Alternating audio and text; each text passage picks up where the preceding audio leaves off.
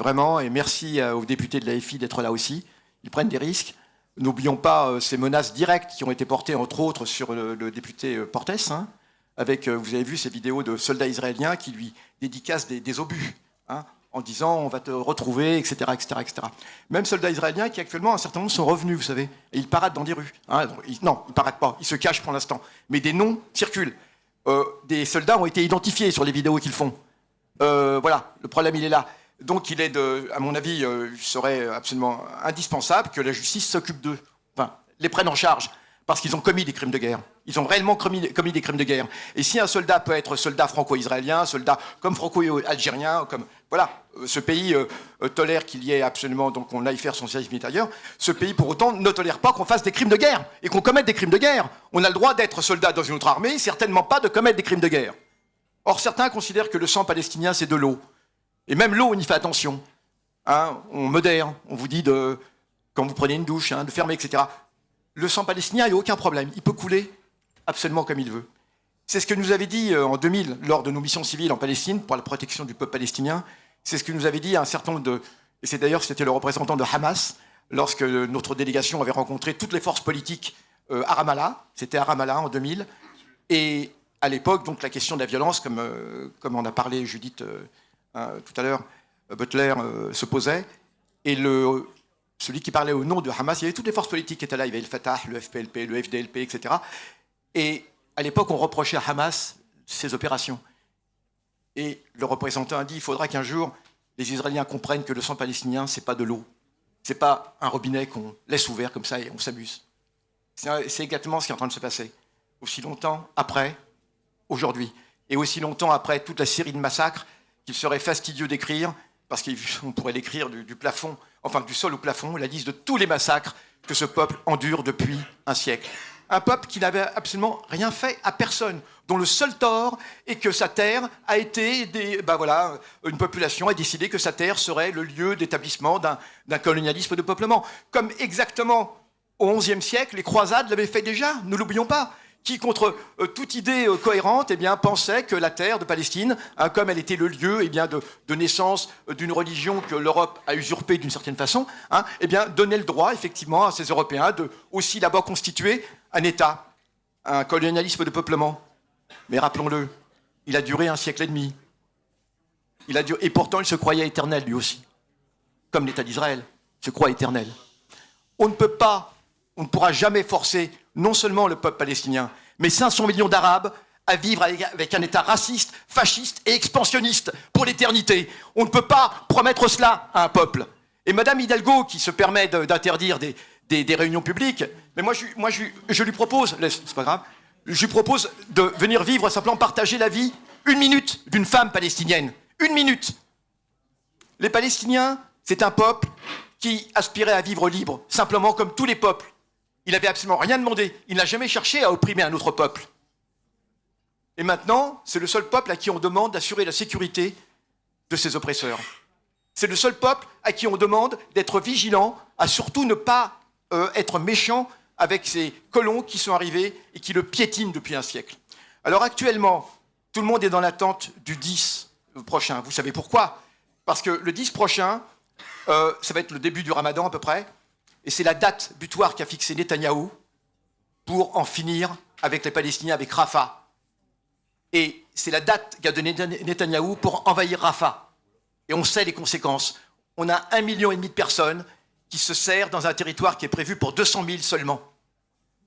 J'ai rencontré des médecins, des soignants qui reviennent de Palestine, hier entre autres, mais à différentes occasions, et les histoires qu'ils racontent, non pas celles qu'ils racontent publiquement, mais en off, sont absolument terribles, sont absolument horribles.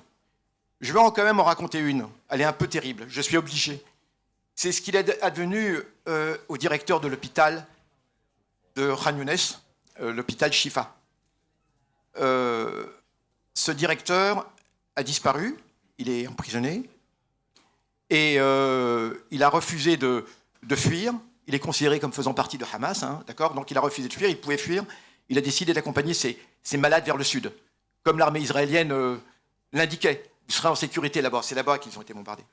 Donc il est parti, accompagnant ses malades, il a été capturé Et depuis, on n'avait plus aucune nouvelle de lui. Et des soignants, que j'ai rencontrés, ont rencontré d'autres blouses blanches qui ont été détenus et qui l'ont vu. Ils l'ont vu pour la simple raison qu'ils étaient détenus, on les a forcés à monter pour le voir manger. Il est nu, il a une laisse autour du cou 24 heures sur 24, il est forcé d'être à quatre pattes pour manger dans une gamelle sans se servir de ses mains et de ses jambes et de ses pieds. Il est nu 24 heures sur 24. Et on a forcé donc son personnel à venir le voir manger, à assister à son repas. C'est ça la glorieuse armée israélienne la plus morale du monde. Celle dont on nous dit qu'elle est là-bas pour apporter la civilisation. Vous connaissez des gens qui ont envie de vivre avec ce type d'armée et les gens qui la supportent? Voilà ce qui se passe actuellement. Je pourrais vous raconter des tas d'autres histoires. À Gaza, dans l'hôpital principal de Khan Younes, en tout cas, 30 000 personnes sont réfugiées dans un hôpital qui était prévu pour 400 personnes, pour 400 lits. 30 000, ils sont partout. On opère par terre. Pourquoi? Parce que les lits d'hôpitaux sont réservés aux morts. Oui, parce qu'il faut absolument identifier les morts. Donc les morts, on ne peut pas les mettre par terre. Donc les gens, on les opère par terre, sans anesthésie. Sans anesthésie. Et on découpe, et on découpe, et on ampute. Et les médecins ont 2 minutes pour savoir qui va vivre ou pas vivre. Parce qu'ils doivent faire un choix. Ils doivent absolument faire un choix devant l'abondance des blessés. Et on décide qui va vivre ou pas vivre en 2 minutes. Les blessures à la tête sont déjà condamnées à mort. Et il faut penser à tous ces dialysés, tous ces malades du cancer, qui d'ores et déjà sont condamnés. Ils vont mourir. Parce que même si les traitements reprenaient aujourd'hui, ce serait trop tard, pour la plupart. On pourrait à l'infini. On dit 30 000 morts. On disait, ce sont les chiffres du Hamas. Ce sont les chiffres du Hamas. Sauf que le département d'État lui-même, américain, vient de dire 25 000. Femmes et enfants. Oui, 25 000 femmes et enfants, sans compter les autres. Vous imaginez. Mais on a des ONG qui aujourd'hui, et c'est ce qui m'a été dit, disent que ce serait près de 100 000 morts qu'on va découvrir lorsque l'armée va se retirer. Parce qu'on a des corps qui n'ont pas été retirés depuis 3 mois sous les décombres. Parce qu'il n'y a aucun engin de levage.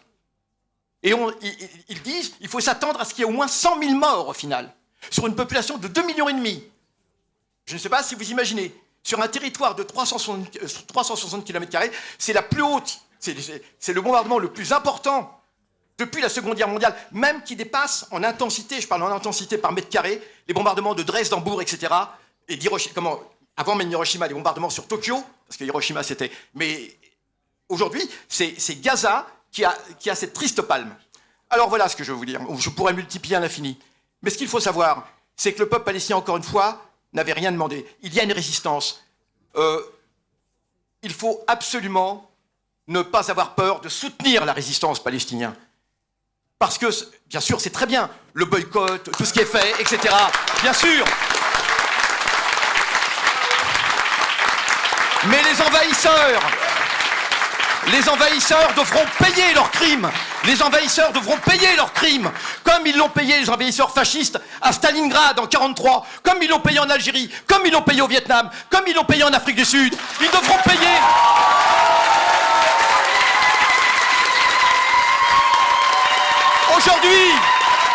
Aujourd'hui, d'un bout à l'autre de la terre, les peuples ont reconnu le peuple palestinien comme étant leur. Du Chili en Indonésie, de Chine, jusque sur les rives de la Méditerranée. Tous les peuples savent à qui et reconnaissent en 1 seconde. Et partout où on a pu voyager, on l'a vu. Les peuples, on n'a pas besoin de leur faire de mon discours.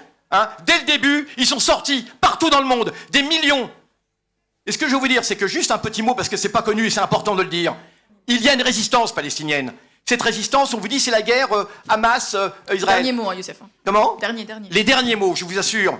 Ce qu'il faut comprendre, c'est que c'est l'effondrement du sionisme qui libérera tous les peuples de la région, du fleuve à la mer, Inch'Allah. Et c'est cela. Et uniquement, c'est pas les bons sentiments. C'est bien les bons sentiments, mais c'est uniquement la défaite du sionisme et de son armée.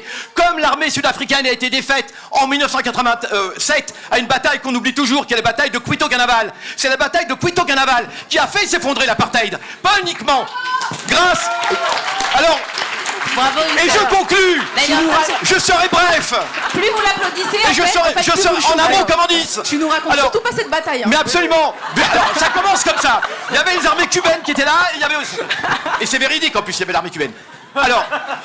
Alors, à Gaza, malheureusement, nous l'aimerions qu'il y ait l'armée cubaine.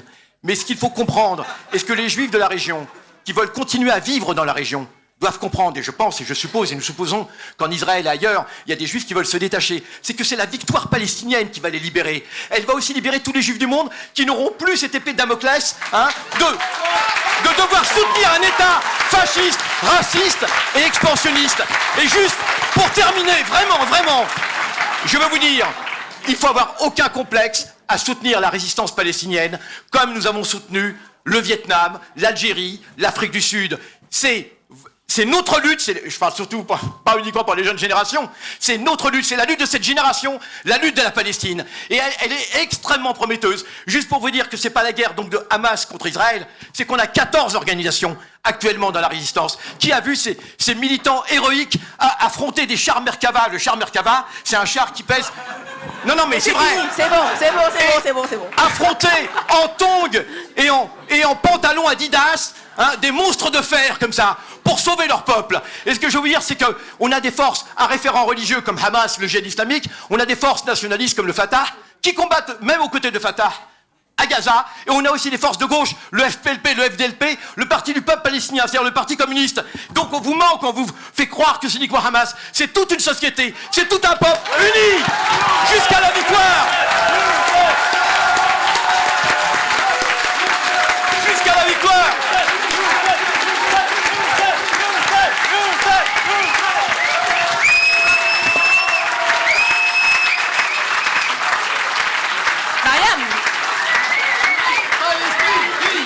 Palestine vaincra. Palestine vaincra. Palestine vaincra.